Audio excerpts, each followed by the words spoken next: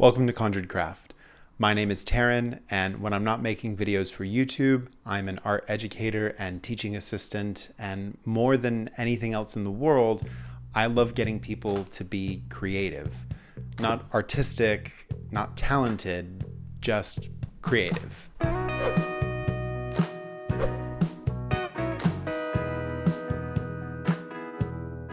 In the past, I've done workshops with leatherwork and chainmail, making special effects makeup like scars and blisters, and also teaching people how to build miniature cities out of junk and other recycling. In more recent years though, I have devoted myself pretty much entirely to the miniature hobby community. I think minis are great because they're miniature, and that means depending on your time and space, you can commit to what works for you. Minis are also awful because depending on your flavor, they can be prohibitively expensive. Which is why for nearly 5 years now, I have committed myself to using simple tools and materials to make this hobby as accessible as possible. And this is a next logical step to that process. Last year, I sculpted this miniature as part of a community challenge for King of the Hill Giant. I have a video on that process if you want to see it, but it was sculpted specifically for molding and casting, which I've finally gotten around to. And I've done something fun with it.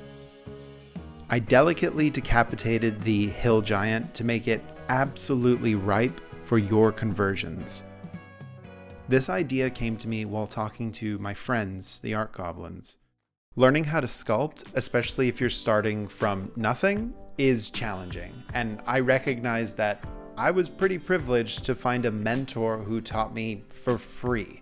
And that's a big part of why I do what I do here on YouTube. Sculpting a head for the first time? Mortifying. When you're trying to make something that looks like a person, it's the hardest thing in the world to do. We look at people every single day. We look at our reflections in the mirror. We know what a face is supposed to look like. And that's why it's really easy to be so critical of your work in the beginning when it doesn't look like the right thing.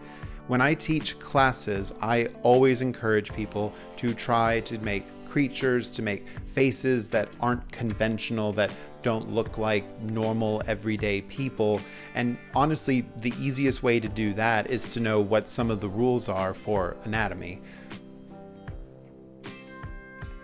Let's have an anatomy lesson right now, you and me. Let's go. In profile, when you're looking at a face, the eyes are always the most sunken feature, right? So lower than the forehead, lower than the cheekbones, etc., etc. From the eyes, you then work up towards the mouth and then the forehead. That's the next sort of highest point. Then traditionally, on most faces, the highest point is going to be the tip of the nose. So those are sort of your four, I guess, guiding points, if you will. Now, when you look at somebody dead on, right? Our faces are divided into 3 quadrants. So if I go from the forehead, right, top of my forehead to my eyebrow ridge, that's 1 quadrant. Then from here to the bottom of my nose, that's the next quadrant. And then from the bottom of my nose to my chin, that is the third. So it's the 3 panes of the face. Fun, interesting thing you can try at home. Your 4 fingers together like this, that is the same distance for each of those 3 panes. The more you know. Whatever your favorite piece of media is, whether it's sci-fi, fantasy, whatever, if it's got humanoid creatures in it, I want you to go back, watch it, think about these rules, think about what choices the designers made to break with convention and ultimately make a more interesting looking face, silhouette, shape, creature. You get the idea. So to test if this was a worthwhile idea, I commissioned and begged a few of my friends to work on these minis. I sent them each a casting with the express instruction that there are no instructions. Paige from PMC Illustration, who is one of my favorite artists in the hobby, made what she's called the Cosmic Mother, giving it a pair of comically tiny wings, adding some gruesome details, and sculpting over the existing hands and feet, which I did make small on purpose, and I'm really happy she leaned into that. Paige also likes to use marbles for her heads in her work, which I think not only looks rad as hell, but is such a great way to get out of sculpting a head. I also gave castings to my friends Noe and Arjan. Noe was kind enough to actually put his work into a video, which I've linked below, and I hope you do check it out.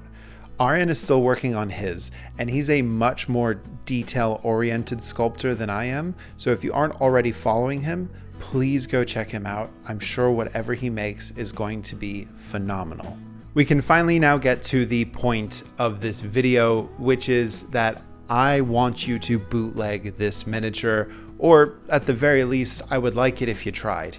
I am going to be selling these under the Creative Commons license with attribution, which means that you can buy this, sell it, remold it, recast it, sculpt on it, do whatever you want with it. There's only one rule, one golden rule in this hobby, and I just want you to say that you got it from me. Not to be a bummer, but we do live in a pretty abysmal time for artists. Our work gets stolen to create generative images. When we do get work, it's for slave wages, and we're constantly being taken advantage of because for most of us, we just want to make art.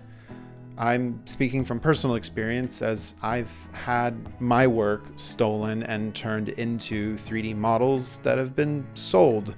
And, you know, I like to make cool stuff with cool people. And if somebody asks, the answer is almost always going to be yes, if you just tell me and you tell people you got it from me. And I don't have a solution for any of these problems, but this is a genuine attempt at trying something different. These models were sculpted, molded, and casted by hand, by me, an artist that you know and hopefully want to support if you're able. I've tried my best to price them so that you are just buying the mini and I can buy more resin and silicone if there's demand for more.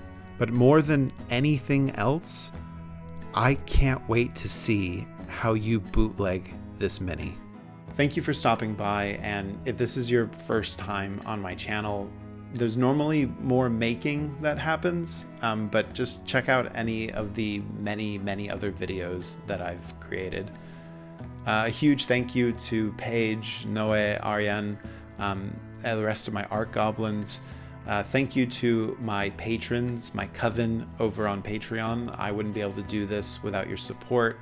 And if you are considering supporting me in any way, just check out the links below. There's lots of ways to do it. If all else fails, feel free to send an envelope full of cash by Raven. Don't worry, they all know where I live, so you don't need the address. Until next time, I'll see you soon.